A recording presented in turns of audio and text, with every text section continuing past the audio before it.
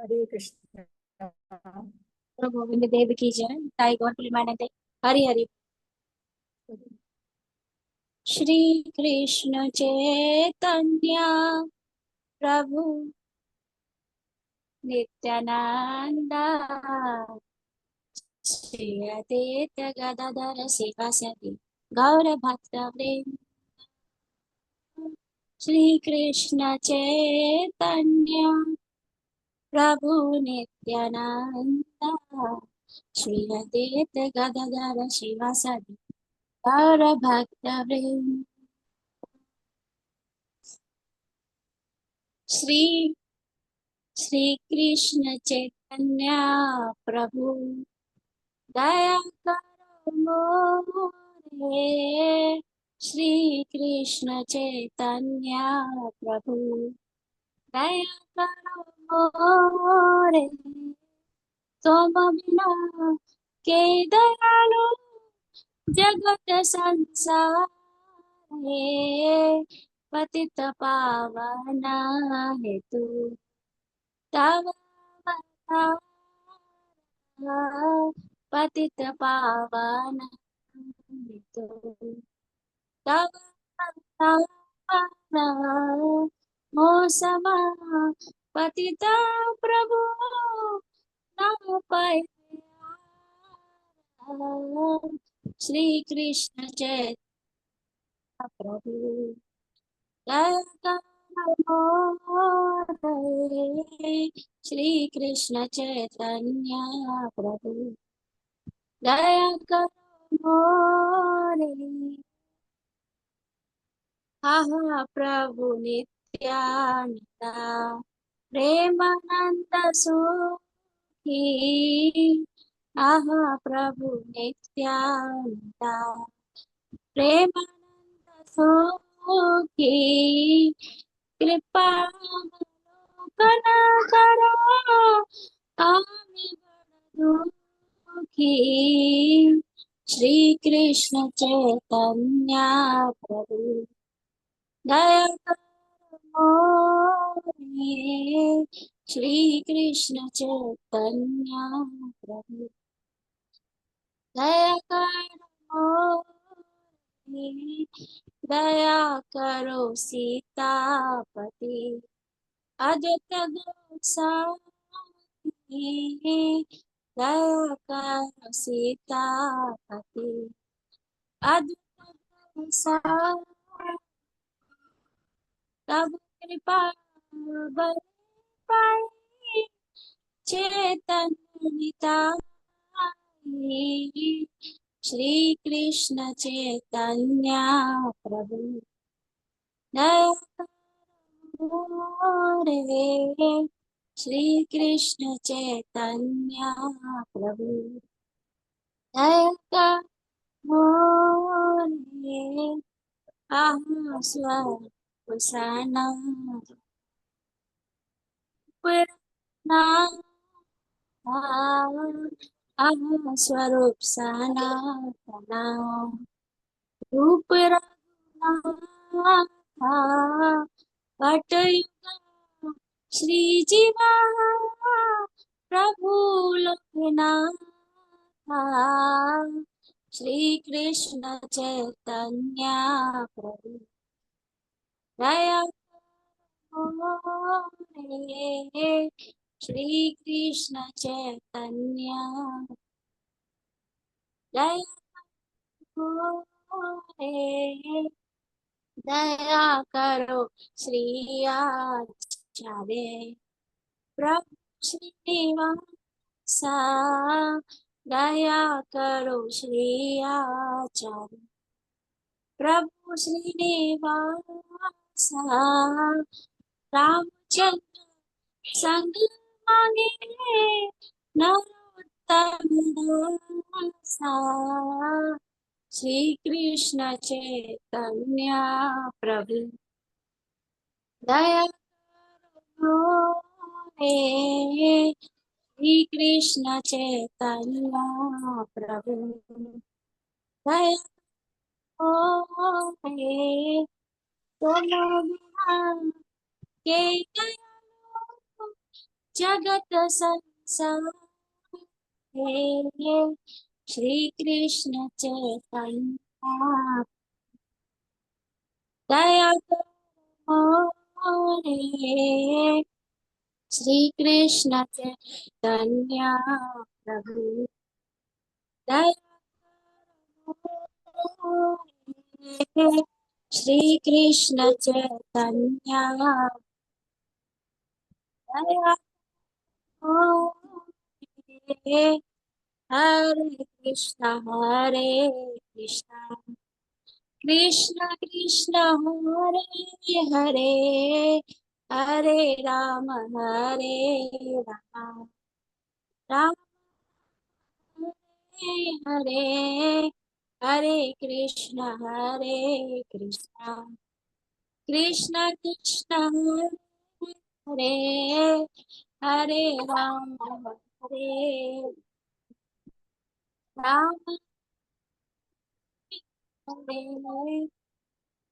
हरे कृष्ण कृष्ण कृष्ण हरे हरे हरे राम हरे हरे। श्री श्री राधा गोविंद देव की जय। श्री श्री राधा गौर निताय प्रेमानंदे हरि हरि बोल। हरे कृष्णा माता जी, सभी को दंडवत प्रणाम। हरे तो क्षमा कीजिए माता जी। हरे कृष्णा। माता जी, ये अटेंडेंस लिंक शुरू में ही डाल दीजिएगा ताकि किसी को भी माता जी एक्चुअली ना अटेंडेंस शुरू में डालने से ना मतलब चले जाते हैं लगा के लोग ना। अच्छा ड्यूटी, तो इसलिए मैं थोड़ा सा जैसे हाफ एन आवर हो जाता है ना तो मैं डालती हूँ। अच्छा अच्छा, ठीक है, चलिए तो मंगलाचरण कर लेते हैं। ओम नमो भगवते वासुदेवाय। ओम नमो भगवते वासुदेवाय। ओम नमो भगवते वासुदेवाय। ओम अज्ञानतिमिरान्धस्य ज्ञानाञ्जनशलाकया चक्षुरुन्मिलितं येन तस्मै श्रीगुरवे नमः। श्रीचैतन्यमनोभीष्टं स्थापितं येन भूतले स्वयं रूपा कदा मह्यं ददाति स्वपदान्तिकम्। वन्देऽहं श्रीगुरुं श्रीयुतपदकमलं श्रीगुरून् वैष्णवं श्रीरूपं साग्रजातं सगुण रघुनाथान्वितं तं सजीवम्। सादतं सावधूतं परिजन सहितं कृष्ण चैतन्य देवं श्री राधा कृष्ण पादान सगुण ललिता श्री विशाखान्वितांश्च। हे कृष्ण करुणा सिंधु दीन बंधु जगतपते गोपेश गोपिका कांता राधा कांत नमोस्तुते। तप्ति कांचन गौरांगी राधे वृंदावनेश्वरी विश्वासुते देवी प्रणमामि। नमो विष्णुपदाय कृष्णपृष्ठाय भूतले श्रीमते भक्ति वेदांत स्वामी नामिने। नमस्ते सरस्वती देवे गौरवाणी प्रचारिणे निर्विशेष शून्यवादी नमो विष्णुपदाय कृष्णपृष्ठाय भूतले श्रीमते भक्ति सिद्धांत सरस्वती नमो गौर किशोराय साक्षात् विप्रलम्ब रसंबोधे पदां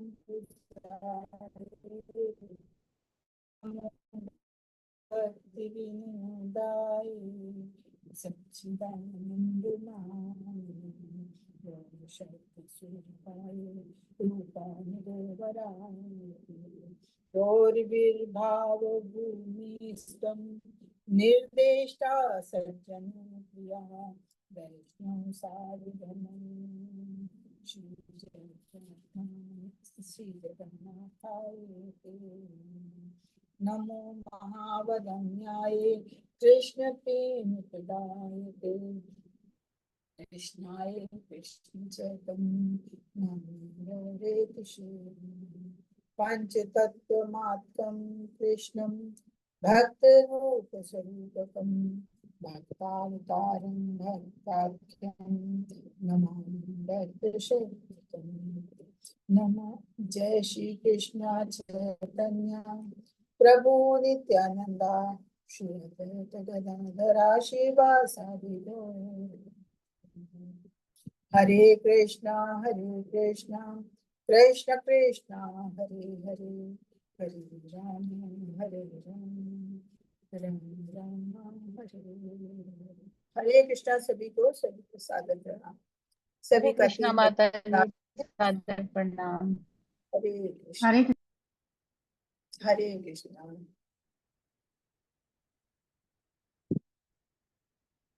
हरे कृष्णा हरे कृष्णा।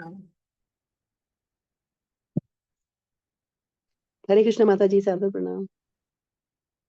हरे कृष्णा शेयर करते हैं स्क्रीन।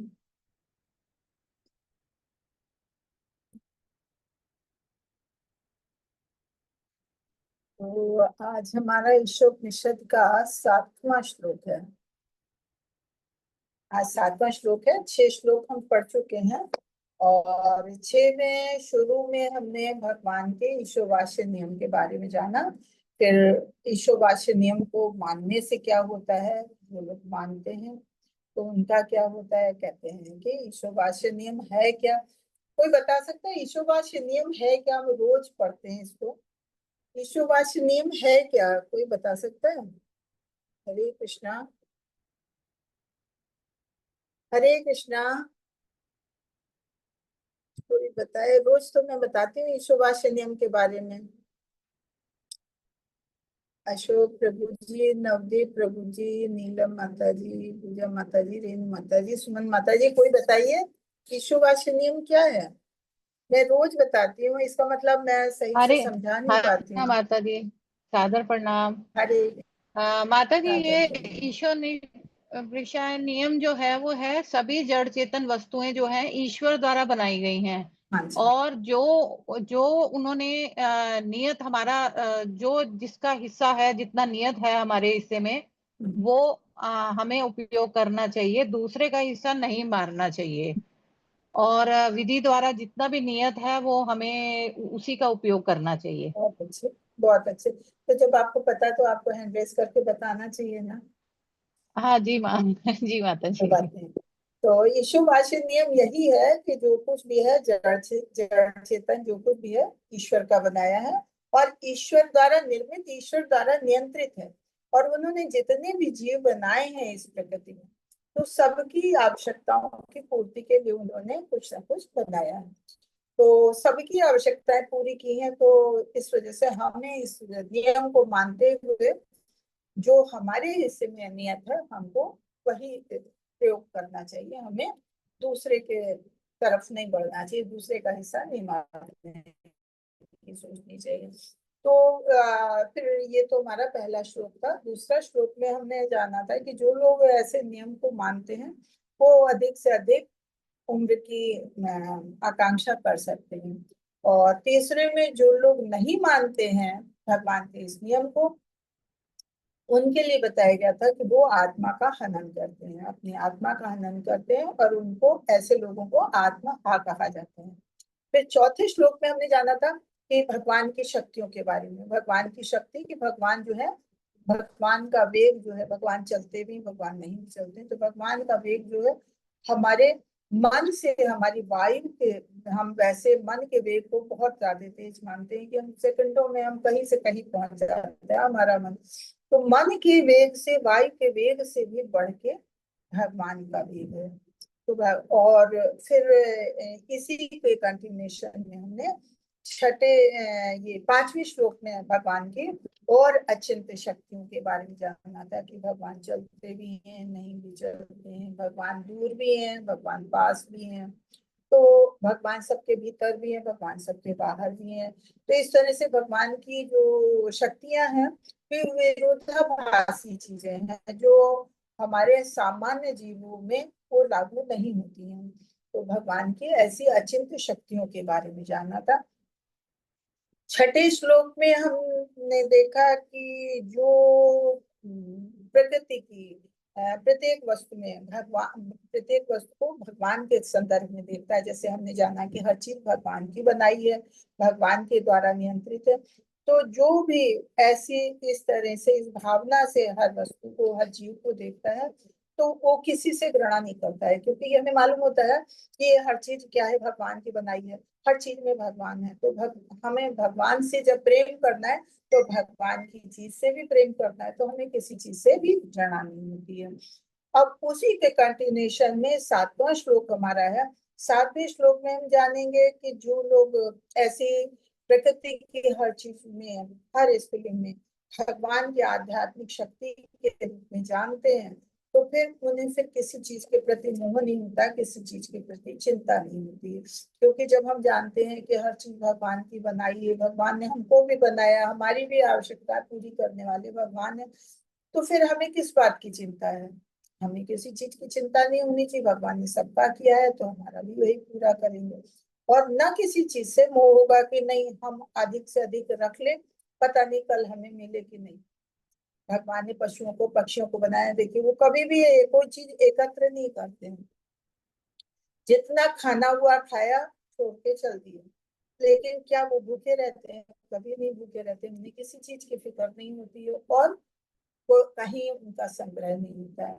लेकिन मनुष्य को भगवान ने इतनी बुद्धि दी है, तो भगवान का वो मनुष्य उसका दुरुपयोग करता है और वो हर चीज को सोचता है कि आज की बात सोचेगा, बाद में वो कल की पहले सोचता है।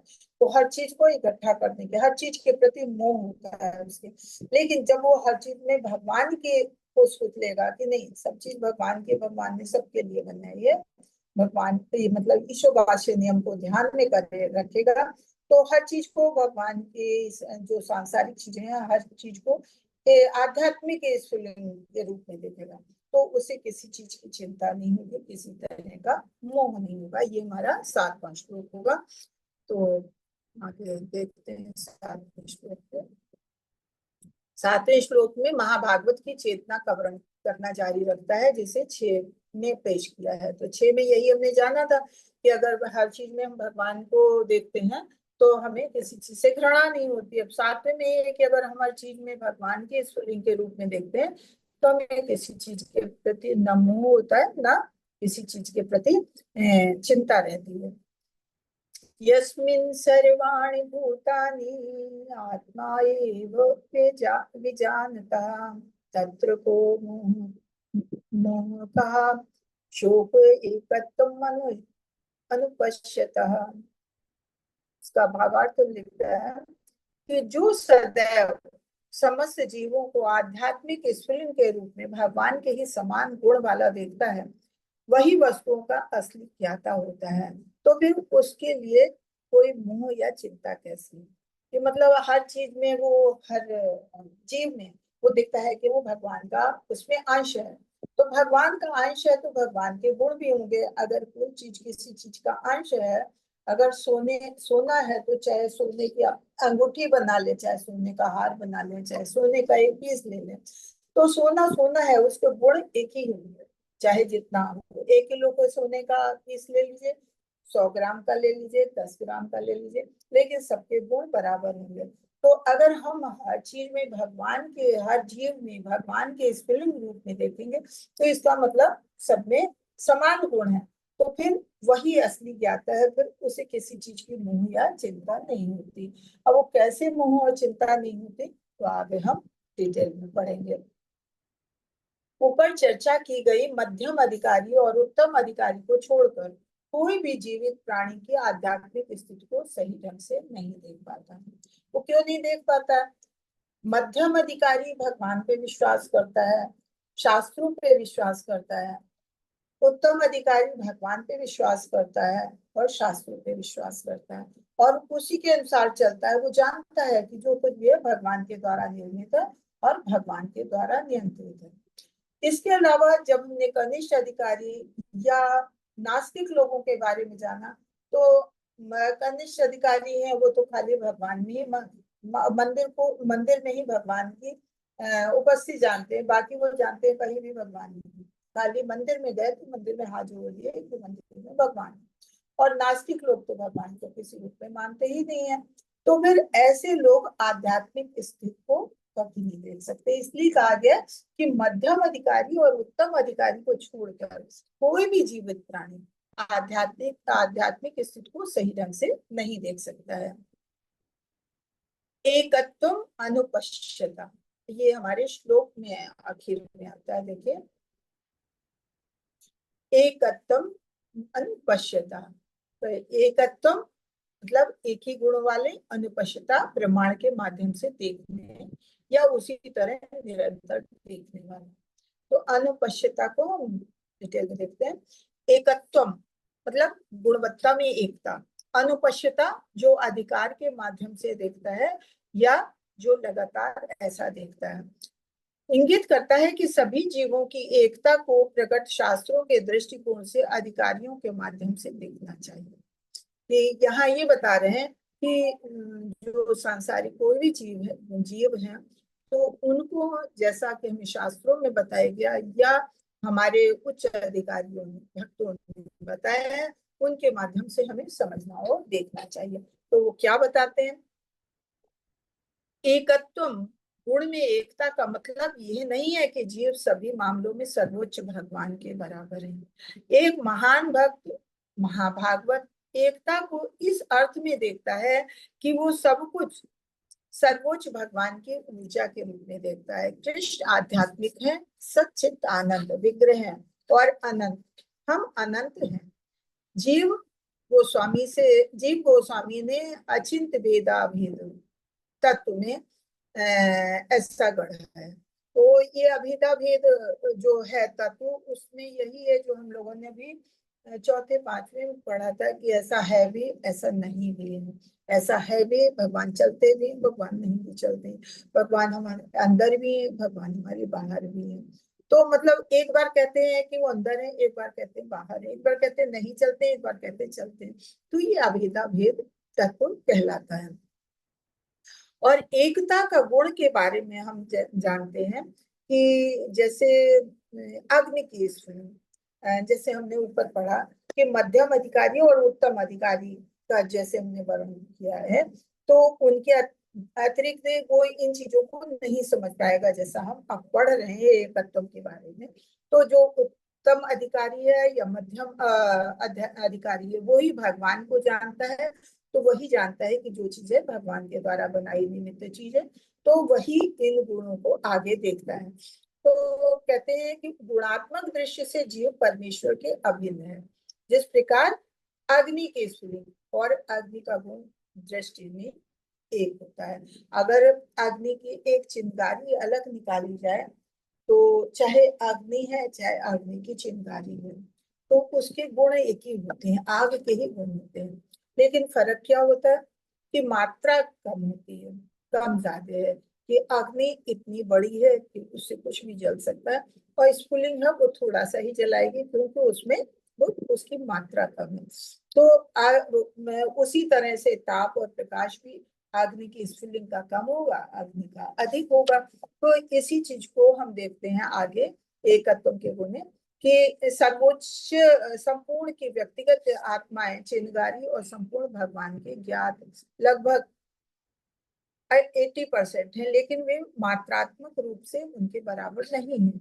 ये गुण में मौजूद है क्योंकि जीव परम संपूर्ण का एक सूक्ष्म अंश है। तो जैसे अगर चिन्हगारी है और अग्नि है, तो है तो उनमें गुण तो एक ही है, लेकिन मात्रा का फर्क होने की वजह से उसका असर कम होगा। तो उसी तरह से अग्नि की तुलना की गई है भगवान से और जीव की तुलना की गई है चिन्हगारी से, कि हम भी उन्हीं का अंश है, भगवान के ही अंश हैं। तो भगवान के अंश हैं तो भगवान के हमारे में 80% गुण होंगे। जैसे चिन्हगारी में अग्नि के गुण तो होते ही हैं, लेकिन मात्रा कम है इसलिए वो उतना नहीं जला सकती है। तो कहते हैं 80% गुण उनके होते हैं। तो ऐसे हम भगवान के अंश हैं, तो भगवान के भी हमारे में गुण करीब 80% है। लेकिन क्योंकि जीव परम संपूर्ण का एक सूक्ष्म अंश मात्र, तो जो भगवान कर सकते हैं वो कर सकते हैं। क्यों? क्योंकि हम उनके एक खाली अंश रूप में हैं। एकत्वम अनुपश्यत जो है उससे हम ये समझते हैं कि वो प्रामाणिक शास्त्रों की दृष्टि से समस्त जीवों को एकत्व मतलब एक रूप में देखें। कि जैसे हम कहते हैं कि हम सब भगवान के अंश हैं, तो जब भगवान के अंश सब हैं तो एकत्वम का मतलब ही यही हुआ, फिर हमको सबको एक ही दृष्टि से देखना चाहिए। अनुपश्यता के मतलब देखना, तो हमको एक ही दृष्टि से सबको देखना चाहिए कि हम सब बराबर हैं जीव। हमको किसी को छोटा बड़ा नहीं देखना है कि कोई जीव छोटा है कोई बड़ा है, चाहे कुत्ता है चाहे बिल्ली है चाहे मनुष्य है, लेकिन सब में भगवान का, सब भगवान के अंश है, इसलिए सबको में एक दृष्टि से देखना चाहिए। तो क्यों? क्योंकि गुण सबके हैं और मात्रा सबकी अलग अलग है। अब हमने देखा कि 80% इनके गुण होते हैं। एकता और अंतर, एकता है लेकिन अंतर है। अंतर क्या है? एकता की भावना होती है क्योंकि शक्ति और ऊर्जावान में कोई अंतर नहीं है, वे एक ही हैं। जैसे हम कहते हैं शक्ति और शक्तिमान में कोई फर्क नहीं है। शक्तिमान है तभी शक्ति है और शक्ति है तभी शक्तिमान है।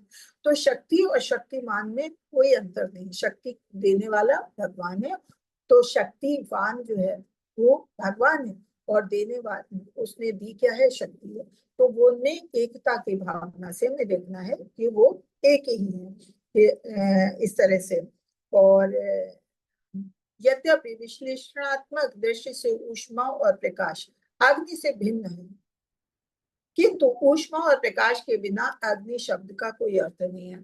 अगर हम अग्नि देखते हैं तो अग्नि से हम प्रकाश भी लेते हैं, अग्नि से हम गर्मी भी लेते हैं। लेकिन वैसे अगर हम देखें, अगर इसकी विश्लेषणात्मक इसकी गुण दृष्टि देखें तो ऊष्मा हमें अलग गर्म दिखाई दे रही है, प्रकाश अलग दिख रहा है और अग्नि अलग दिख रही है।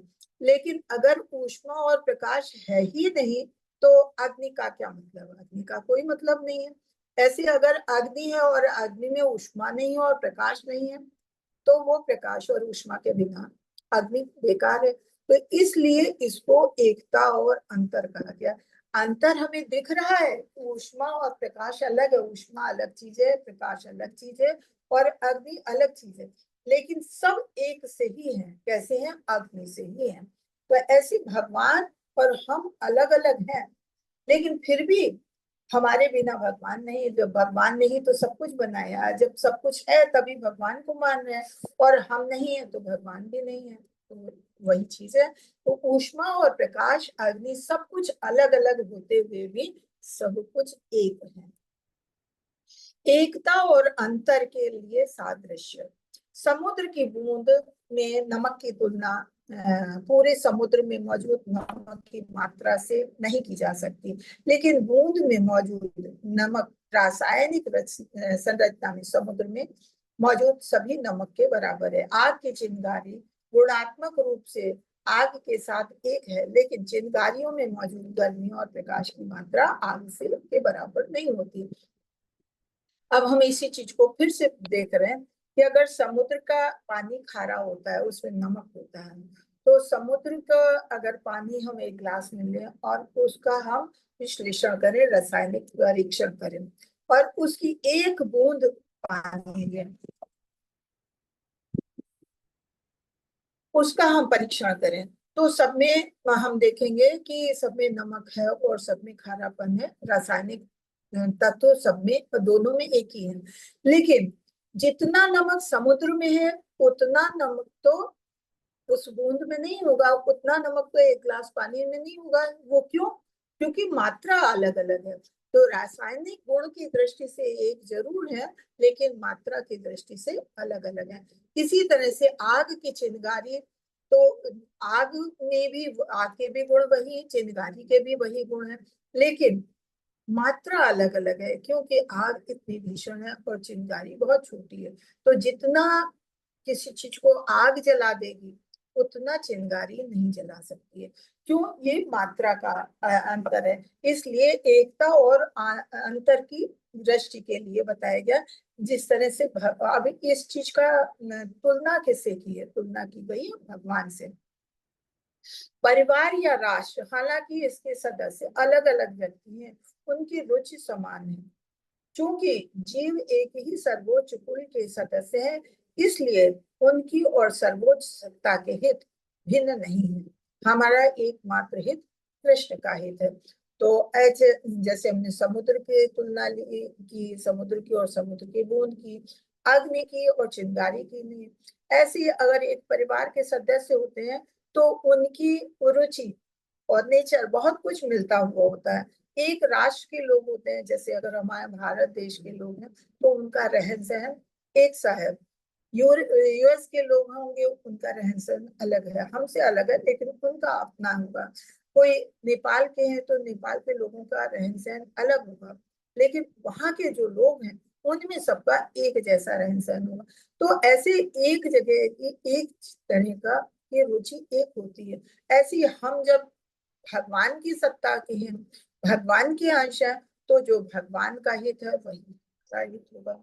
हम भगवान के ही कुल के हैं, भगवान के ही परिवार के, भगवान के ही सदस्य हैं। क्यों? भगवान के अंश हैं। तो जिस तरह से एक परिवार के लोगों की रुचि एक जैसी होती है और नेचर एक जैसा होता है, तो हमारा और हमारी सर्वोच्च सत्ता क्या है? भगवान। भगवान के हम अंश है, तो जो हित भगवान का है वही हित हमारा है। तो भगवान क्या चाहते हैं? भगवान वही चाहते हैं जो हमारे लिए अच्छा है। भगवान अपने धाम में हमें ले जाना चाहते हैं, अपने से जोड़ना चाहते हैं।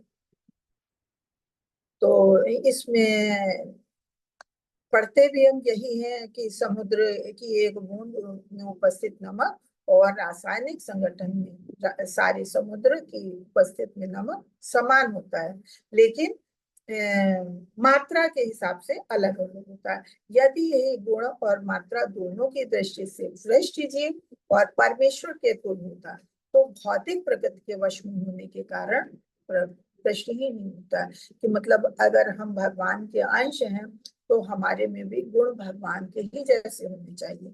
लेकिन होता क्या है, जब हम भौतिक प्रकृति में आते हैं तो भगवान की ही माया शक्ति के चक्कर में हम आ जाते हैं और बौद्ध जीव बन जाते हैं।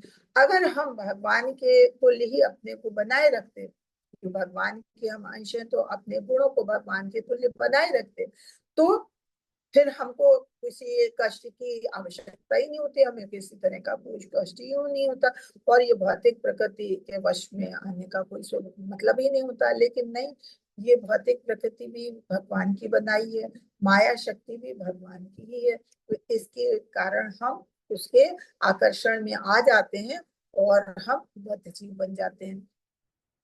यहाँ तक कि बलशाली देवता भी परम पुरुष से किसी भी प्रकार से बढ़ के नहीं हो सकता। तो ऐसे जब कोई जीव नहीं भगवान से बढ़ के हो सकता है, तो बताया ये देवता भी जितने हैं वो देवता भी क्या है? प्राणी ही है।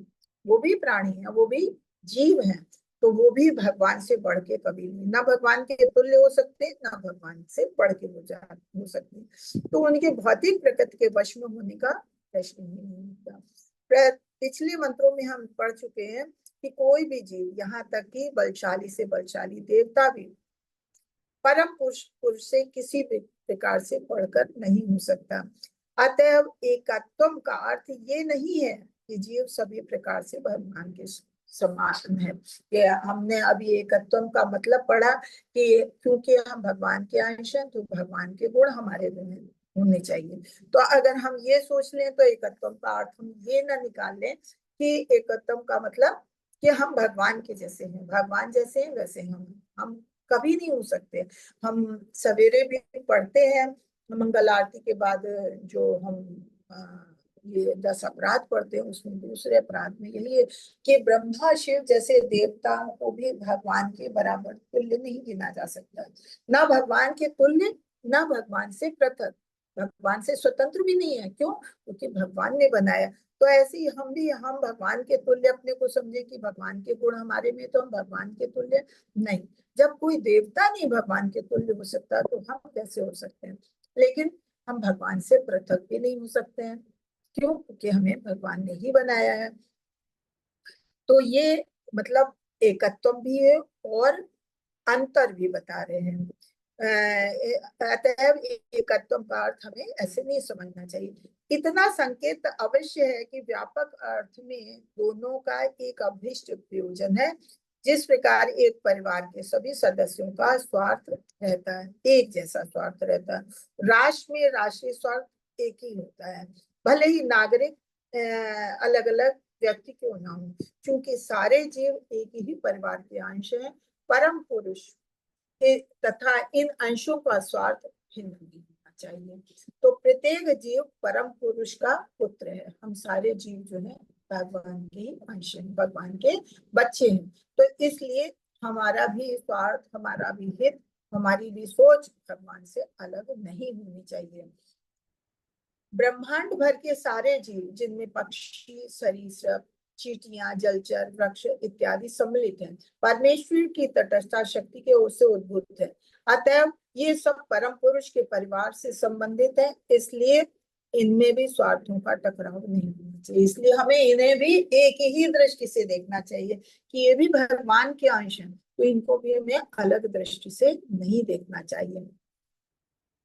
आध्यात्मिक संस्थाएं बोध के लिए होती हैं, जैसा कि वेदांत सूत्र 1.2.12 में कहा गया है कि आनंद मायो भ्यासत। प्रकृति और संविधान से प्रत्येक जीव प्राणी, जिसमें सर्वोच्च भगवान और उनके प्रत्येक अंश और अंश शामिल हैं, शाश्वत आनंद के लिए है। आध्यात्मिक जीव भोग के निमित्त है, जैसा कि हाँ भगवान ने ये प्रकृति बनाई है तो किसके लिए, हमारे भोग के लिए बनाई है। तो आध्यात्मिक जीव भोग के निमित्त है। भगवान हर चीज के भोक्ता हैं, जैसे हम लोग पढ़ते हैं भोक्ता राम प्रसक्ता नाम, भगवान हर चीज के भोक्ता हैं। जैसा कि वेदांत सूत्र में हमने पढ़ा, आनंदमयो भ्यासात। प्रकृति एवं संरचना दोनों की दृष्टि से प्रत्येक जीव, जिसमें परमेश्वर और उनका प्रत्येक अंश सम्मिलित है, शाश्वत आनंद के लिए। तो भगवान जितने भी जीव हैं, चाहे हम हैं, चाहे और कीट पतंगे और जो भी जलचर हैं, चींटियां हैं, सरीसृप हैं, जो भी हैं, तो ये सब भगवान के अंश हैं। तो जैसे भगवान सब आनंद प्रदान करने के लिए, आनंद का भोग करने के लिए, तो हम सब को भी आनंद का भोग करना चाहिए। लेकिन आनंद का भोग हम क्यों नहीं करते? क्यों? क्योंकि हम भगवान की माया शक्ति के चक्कर में आके बद्ध जीव बन जाते हैं। हम भौतिक प्रकृति से को अपना मानने लगते हैं, भौतिक प्रकृति से जोड़ने लगते हैं, इसलिए हम आनंद नहीं ले पाते। शाश्वत आनंद क्या है? जो भगवान में आनंद है, भगवान सच्चिद आनंद है। तो भगवान से जोड़ के हमें शाश्वत आनंद मिल सकता है। तो शाश्वत आनंद की अगर हमें तलाश करनी है तो हमें भगवान से जोड़ना चाहिए। जीव जो कि शरीर बंधन से जकड़े हुए हैं, निरंतर आनंद की तलाश में रहते हैं, लेकिन वे उसकी खोज गलत स्तर पर करते हैं। कि हम सबको शरीर मिल गया है तो हम एक अपनी पहचान इस शरीर से करते हैं। तो हम इस बंधन से जुड़ जाते हैं कि इस शरीर से जो भी चीजें जुड़ी हैं, शरीर से संबंधित चीजें, उसको हम अपना मान बैठते हैं कि ये हमारा भाई है, ये हमारा मित्र है, ये हमारी माता है, ये हमारा बच्चा है, ये हमारी पत्नी है। उससे हम जुड़ जाते हैं, और उससे जब जुड़ते हैं तो फिर हम उनकी खुशियों की तलाश करते हैं, हम फिर उनकी खुशी में अपनी खुशी की तलाश करते हैं, फिर हम उनको हर तरह से प्रसन्न रखना चाहते हैं। उसके लिए फिर हम जी तोड़ मेहनत करते हैं कि हम पैसा कमाएंगे, मेहनत करेंगे, तभी हम उनको प्रसन्न रख पाएंगे। तो कह रहे हैं हर कोई आनंद की तलाश में तो है, लेकिन उसकी खोजने का तरीका गलत है। क्योंकि शाश्वत आनंद जो है वो भगवान से जुड़ने में है, ये भौतिक चीजों से जुड़ने में नहीं है। लेकिन हम क्यों नहीं उठा पाते? क्योंकि हम अपने शरीर से संबंधित चीजों से ही अपने को जोड़ के रखते हैं, और इस तरह से हम भौतिक गुणों के से जुड़ते हैं और भौतिक चीजों में अपना आनंद ढूंढते हैं। इसलिए हम आनंद का सही मार्ग नहीं ढूंढते हैं। जहां परम पुरुष अपने असंख्य पार्षदों सहित आनंद भोगते हैं, वहां पर भौतिक गुणों का लेश मात्र भी नहीं रहता। अतः वो स्तर निर्गुण कहलाता है। निर्गुण स्तर पर भोग की वस्तु को लेकर कभी कोई झगड़ा नहीं होता। भगवान के आध्यात्मिक क्षेत्र में जब हम जाते हैं, भगवान के आध्यात्मिक क्षेत्र में भगवान अपने पार्षदों के साथ हमेशा प्रसन्न रहते हैं। क्यों? क्योंकि आध्यात्मिक जगत में भौतिक चीजों का कोई भी मतलब नहीं है। और भौतिक जगत में हम तीन गुणों के उसमें आ जाते हैं। तीन गुणों के उसमें हमारी चाहत होती, चाहे सत्वगुण, चाहे रजोगुण, चाहे तमोगुण। और भगवान के यहाँ ये वो स्तर निर्गुण है, वहां गुणों से कोई गुणों का प्रभाव नहीं है। गुणों का भौतिक गुणों का लेश मात्र भी असर नहीं। जब नहीं असर है तो फिर किसी को कोई चीज मतलब नहीं, ना उनमें रजोगुण है, न तमोगुण है, न सतोगुण है। तो इसलिए उन्हें किसी चीज की चाहत नहीं है। वो आध्यात्मिक स्तर पे शाश्वत आनंद का भोग करते हैं। लेकिन हम यहाँ एक एक चीज को लेके झगड़ा करते हैं, एक एक चीज को लेके झगड़ा करते हैं, और उसी में टकराव होता है, मनमुटाव होता है, जीवों के बीच में मनमुटाव होता है, टकराव होता है। क्यों? क्योंकि हम भौतिक चीजों में अपनापन ढूंढते हैं। ये मेरा है, ये मेरा है, ये मेरा है। दो देशों के बीच में क्यों झगड़ा होता है? थोड़ी सी जमीन के टुकड़े के लिए झगड़ा करते हैं, जबकि वो अपने स्तर पे अपने देश में सुखी रह सकते हैं, हम अपने देश में सुखी रह सकते हैं। हम अपने पड़ोसी से झगड़ा करते हैं। क्यों? हमारी जरा सी भी एक ईंट भी उनकी ईंट से अगर मिल गई तो वो झगड़ा करेगा, हमारी न जमीन पे आपकी ईंट आ गई। हम भी झगड़ा कर जाते हैं कि नहीं, ये हमारे क्षेत्र, ये हमारा क्षेत्र है, इस क्षेत्र में आपने ऐसा क्यों किया। तो इस छोटी छोटी चीज को लेके हम झगड़ा करते हैं। क्यों? क्योंकि हम ये भौतिक गुणों से बंधे हुए हैं। भगवान क्या है? भगवान के आध्यात्मिक क्षेत्र में ये गुणों का कोई टकराव नहीं है। जब कोई टकराव नहीं है तो कोई चीज में कोई अपना का कोई सवाल ही नहीं, मैं और मेरा वाला सवाल नहीं होता। इसलिए वहां का आनंद शाश्वत आनंद होता है। भोग के असली केंद्र तो परमेश्वर है, जो भव्य तथा आध्यात्मिक रास नृत्य के केंद्र हैं। जैसा कि यहाँ पे देख रहे हैं, भौतिक तंबू में बंधे जीव लगातार भोग की तलाश रहे हैं, और लेकिन गलत मंच पर। कि हम जो है गलत मंच पे ढूंढ रहे हैं कि भौतिक तलाश हम ढूंढ रहे हैं। सुख कहाँ ढूंढ रहे हैं? अपने परिवार में, अपने देश में, अपने समाज में, कि हम इसको खुश करें तो इसको खुश करके हम इसको ऐसा कर सकते हैं। हम पत्नी को खुश रख सकते हैं तो उसके लिए हमें क्या करना है? हमें बच्चों को खुश रखना है तो हमें क्या चाहिए? हमें आवश्यकताएं भौतिक चीजों की होती है, उसके लिए हम पैसा कमाते हैं। पैसा कमाने के लिए फिर हम भागते हैं, नौकरी करते हैं और हर तरह के कार्य करते हैं। तो इस तरह से हम बंधन में बंधते चले जाते हैं और सुख को एक किनारे छोड़ देते हैं। सुख नहीं, फिर वो दुखी दुख है। हम भले ही सुख ढूंढ रहे हैं लेकिन वो गलत मार्ग पे हम जाके सुख की तलाश करते हैं। वास्तविक जो शाश्वत सुख है तो वो कहाँ है? भगवान के साथ है, भगवान के साथ जोड़ने में है। क्योंकि भगवान ही आध्यात्मिक रास नृत्य के केंद्र है। हम सब उनके साथ रहने और दिव्य रुचि तथा विरोध रहित जीवन बिताने के लिए हैं। आध्यात्मिक रुचि का ये उच्चतम स्तर है। और जो ही कोई एकत्व के इस पूर्ण रूप को पा लेता है तो हम मोह और शोक से का प्रश्न ही नहीं उठता। जब हम भगवान से जुड़ जाते हैं, हम अगर हम ये समझ लें, ये इस चीज को जो हम इस मंत्र में पढ़ रहे हैं कि भगवान के हम अंश हैं, भगवान की हम चिंगारी हैं, भगवान का अंश है। तो भगवान के अंश है तो जो भगवान में गुण है, भगवान में गुण है तो वो हमारे में भी गुण होने चाहिए। तो भगवान किसी चीज की चिंता नहीं करते। भगवान ने हमें बनाया, भगवान ने हमारे लिए हर चीज उपलब्ध की, हम क्यों किसी चीज के लिए मोह करें? मतलब भगवान निर्गुण है तो हम भी निर्गुण होने चाहिए, हमें भी तीन गुणों से ऊपर होना चाहिए। और जब हम तीन गुणों के ऊपर होंगे तो फिर हमें किसी चीज के भोग की अभिलाषा नहीं होगी, किसी के साथ प्रति मोह नहीं होगा, किसी चीज के न मिलने का कोई शोक नहीं होगा। तो इसीलिए कहते हैं कि हमें आध्यात्मिक रुचि से जुड़ना चाहिए। भगवान आध्यात्मिक रुचि वाले हैं तो हमें, भगवान के अंश है तो हमें भी उसी मार्ग पे चलना चाहिए। अगर हम उस मार्ग पे चलते हैं तो हमारे लिए कोई मोह और शोक का प्रश्न नहीं उठता। ईश्वर विहीन सभ्यता का उदय माया से होता है। जहां माया जुड़ी, हम संसार में आए, माया से जुड़े, तो बस फिर ईश्वर विहीन सभ्यता आ गई कि फिर हम माया से जुड़े, हमें ये मेरा, ये मेरा, ये हमारा है, ये हमारा राष्ट्र है, ये हमारा समाज है, ये हमारा परिवार है, ये हमारा बच्चा है, ये हमारी पत्नी, इन सब से जुड़ जाते हैं। और ऐसी सभ्यता का परिणाम क्या होता है? शोक और दुख, मोह, ये इसका आधुनिक राजनीतिज्ञों ने विशेष प्रकार के ईश्वर विहीन सभ्यता का प्रतिपादन किया है। ये वो सदा चिंताओं से उत्पन्न रहती है, क्योंकि ये किसी भी समय ध्वस्त की जा सकती है। यही प्रकृति का नियम है। हम कैसे आनंद लेते हैं? निर्गुण होते। भौतिक गुणों के बिना उस मंच पर सर्वोच्च और असंख्य सहयोगियों के साथ स्वयं का आनंद लेते हैं।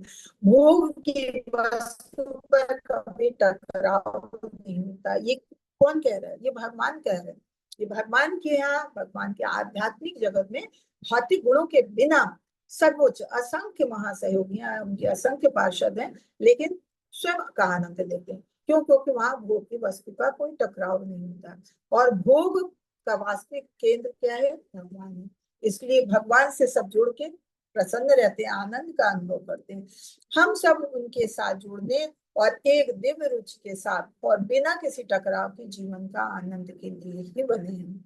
यह आध्यात्मिक रुचि का सर्वोच्च मंच है।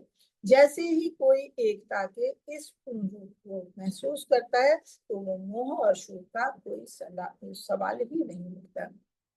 जैसे अभी हमने पढ़ा, मोह का और शोक का सवाल तभी उठता है जब हम भौतिक चीजों से जुड़ते हैं। हमें शरीर मिला है भगवान की भक्ति करने के लिए। अपने जो हमने पिछले जन्म में कर्म किए हैं, उन कर्मों का भोग करके और भगवान से जोड़ने के लिए हमारी चेतना शुद्ध हो। लेकिन नहीं, हम उसका प्रयोग करते हैं गलत मार्ग पे, कि हम इस शरीर के द्वारा शरीर से जुड़ी हुई चीजों से जुड़ते चले जाते हैं, और उससे जुड़ने का कारण ये माया है। और माया के चक्कर में हम पढ़ते जाते हैं, ये हमारा है, ये हमारा है, ये हमारा, और इसलिए हम शोक और मोह में फंसते चले जाते हैं कि जो चीज हमें नहीं मिलती उसके लिए हम चिंता करते हैं, कैसे हम जोड़ेंगे।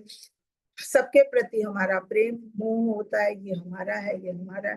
तो अगर हम इन सब चीजों से दूर हट के सर्वोच्च मंच जहाँ है भगवान से जुड़ना, वहां जुड़ जाए, तो हम मोह और शोक से सर्वथा दूर हो जाएंगे। हमारी कार्यकलापों के फलों का उपभोग केवल भगवान के हित में होना चाहिए, अन्य किसी प्रयोजन के लिए नहीं।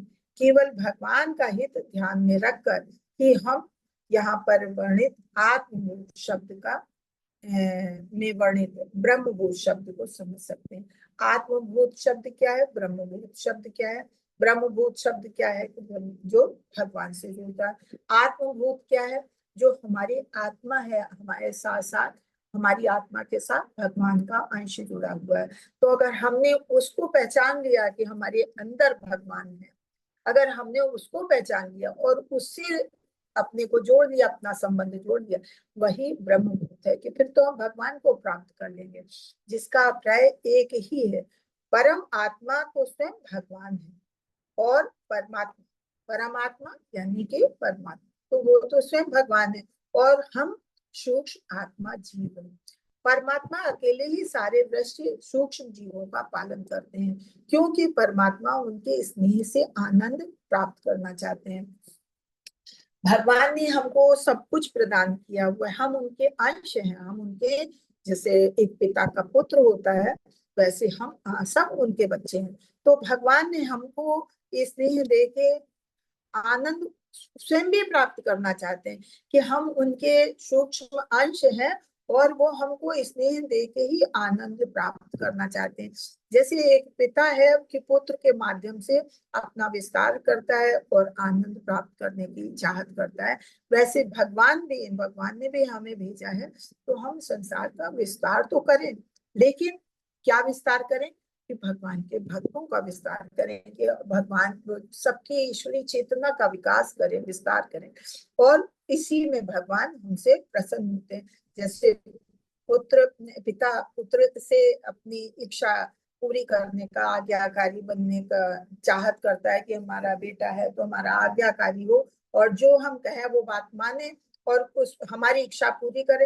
वैसे भगवान भी चाहते हैं, भगवान के हम सब बच्चे हैं, हम उन्हीं के परिवार में, तो भगवान भी हमसे यही चाहते हैं, कि भगवान चाहते हैं कि हम इस भौतिक जगत को छोड़ के हम भगवान के साथ अपना संबंध स्थापित करें ताकि हम भगवत धाम को वापस आए। तो भगवान की अगर हम इच्छा पूरी करने की सोचते हैं तो जो भगवान का हित है वो हमारा हित होगा, और फिर हम कभी शोक और दुख में, चिंता में नहीं रह सकते।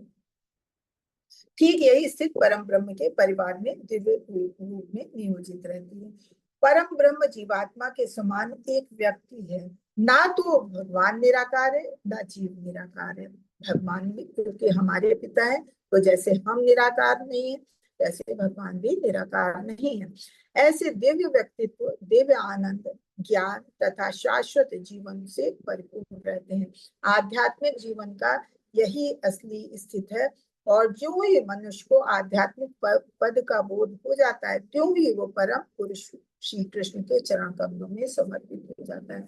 कि अगर हम इस चीज को मान लेते हैं कि हाँ हम भगवान की संतान हैं, हम उनके बच्चे हैं, जैसे हम अपने बच्चे से उम्मीद करते हैं कि वो हमारी इच्छा पूरी करे तभी हमें आनंद मिलेगा, तो हमें भी समझना चाहिए कि हम भगवान के अंश हैं, तो भगवान के बच्चे हैं, तो भगवान की जो रुचि है वही हमारी रुचि होनी चाहिए। अगर हम उनकी इच्छा को पूरा करते हैं, पूरा करने की सोचते हैं, तो इसका मतलब क्या है, हम आध्यात्मिक पद का हमें बोध हुआ और भगवान में हम समर्पित होते हैं, भगवान के चरण कमलों में समर्पित होते हैं।